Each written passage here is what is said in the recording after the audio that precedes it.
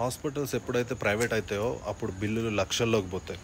అలాంటిది ఆంధ్రప్రదేశ్లో government take up చేయాల్సిన వాటిని ప్రైవేటైజ్ చేద్దామని చెప్పేసి చంద్రబాబు నాయుడు గవర్నమెంట్ ట్రై చేస్తుంది. ఒకటి గుర్తుపెట్టుకోండి, హెరిటేజ్ వచ్చే ముందు బర్రెలు పాలు ఊర్లలో ఉండేవన్నిటిని కూడా డెవలప్ చేస్తా అని చెప్పి మొదలుపెట్టి మెల్లిమెల్లిగా పాలు అనేటివి పల్లెల్లోంచి రాకుండా దాన్ని మొత్తం నిర్వీర్యం చేసిండు.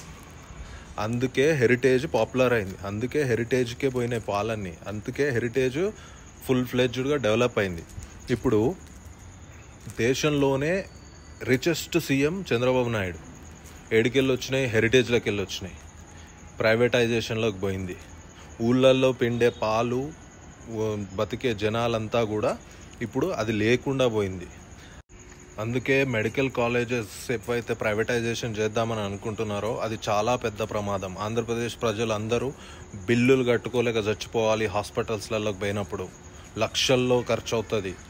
సో ప్రైవేటైజేషన్ చేస్తున్నారంటేనే మోసం చేస్తున్నారని అర్థం. జాగ్రత్త.